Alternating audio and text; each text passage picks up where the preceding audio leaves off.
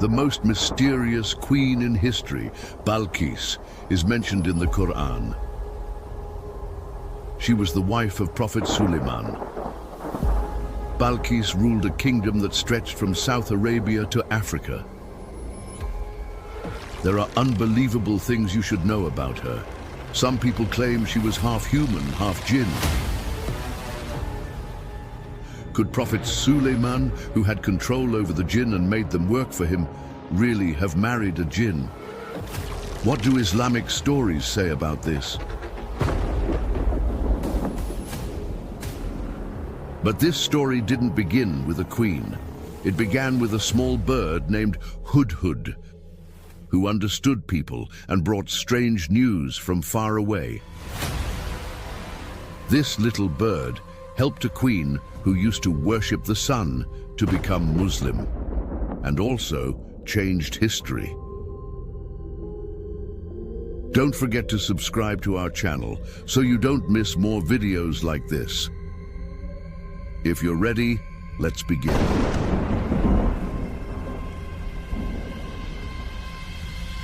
Bismillahir-Rahmanir-Rahim.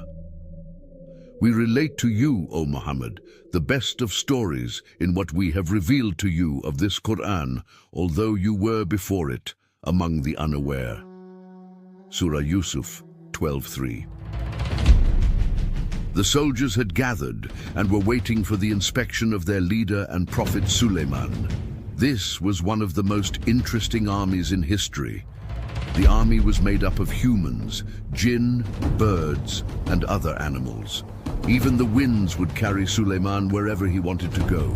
The human forces included soldiers on foot and on horses. The jinn warriors were invisible to the human eye. What made this army so terrifying was that the enemy couldn't see many of its members.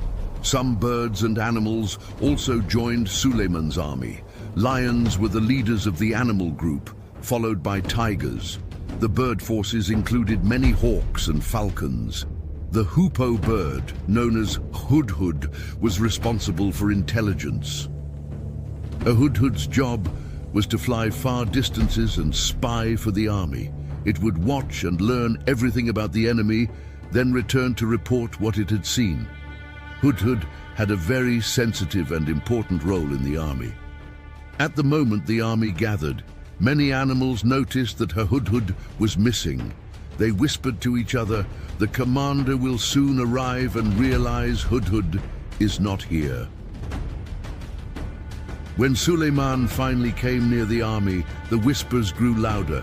When he arrived, he noticed Hudhud was not present. Hudhud was actually in the land of the Queen of Saba at that time.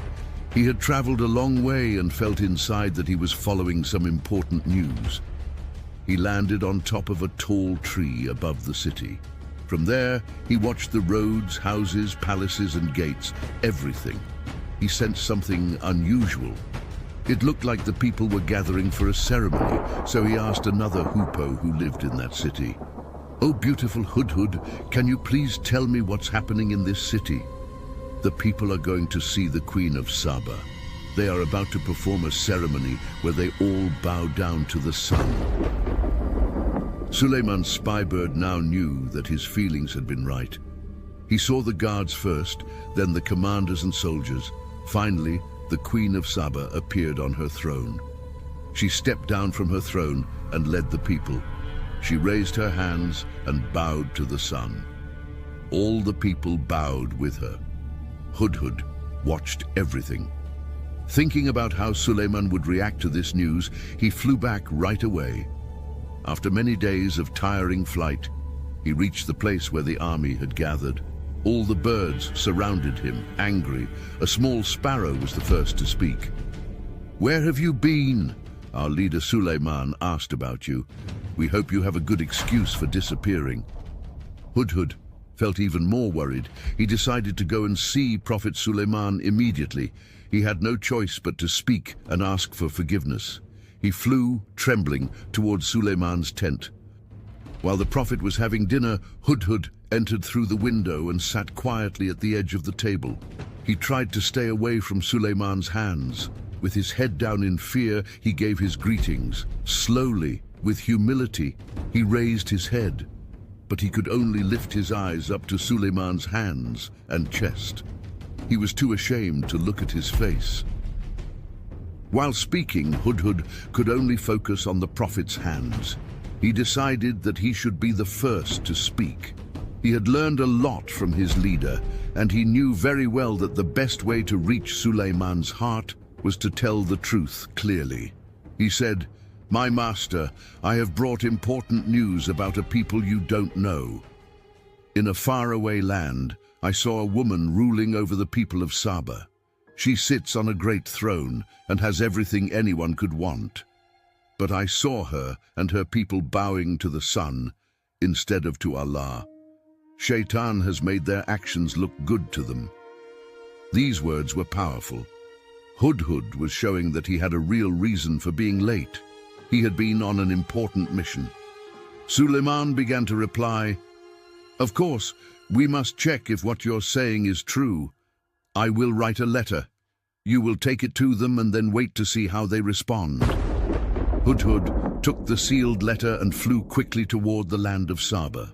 When he arrived, he landed on a tree in the palace garden and searched for the queen's room. He saw a large room with a big balcony and knew that must be hers. With the letter in his beak, he flew toward the open window and entered. He decided to hide behind a decoration on the ceiling. When he looked out, he saw the queen sleeping in her bed. Her hair was spread across the pillow. Her face was very beautiful. As he watched her beauty, he also felt sad for her.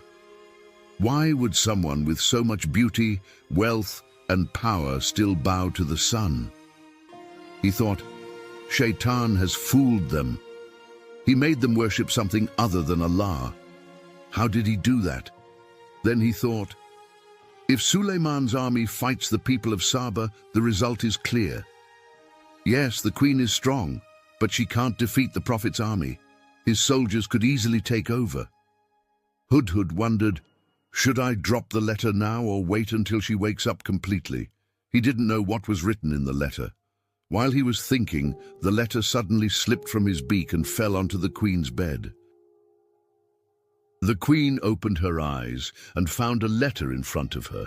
She quickly looked around but saw no one. Feeling afraid, she opened the letter and read it quietly. This message is from Suleiman. In the name of Allah, Al-Rahman, Al-Rahim. I invite you to believe in one Allah. Do not act arrogantly toward me. Come to me and submit. The queen became angry and looked around again to see who had brought the letter. When she saw no one, her anger grew. She called her guards and said, "Who dares to enter my room?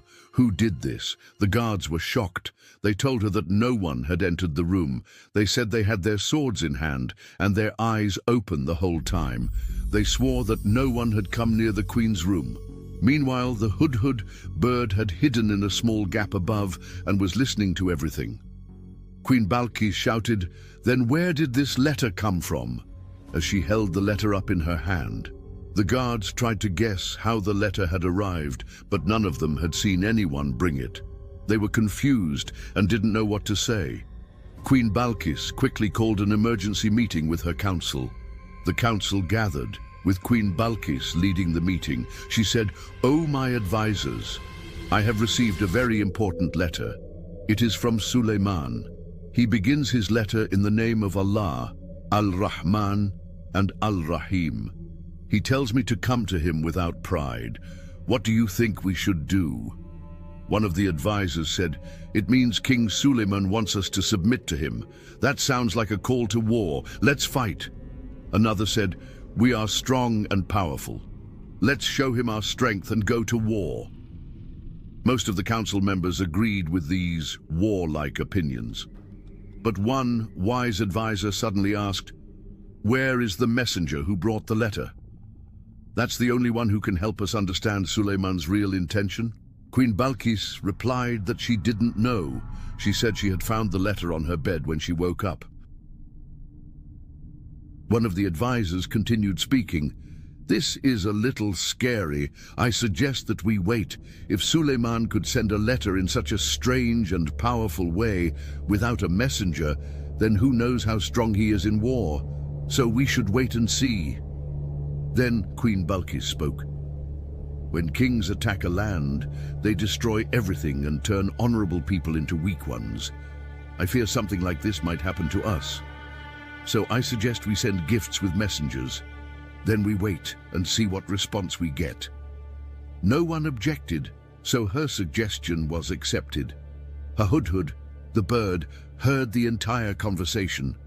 When the meeting ended, he flew away.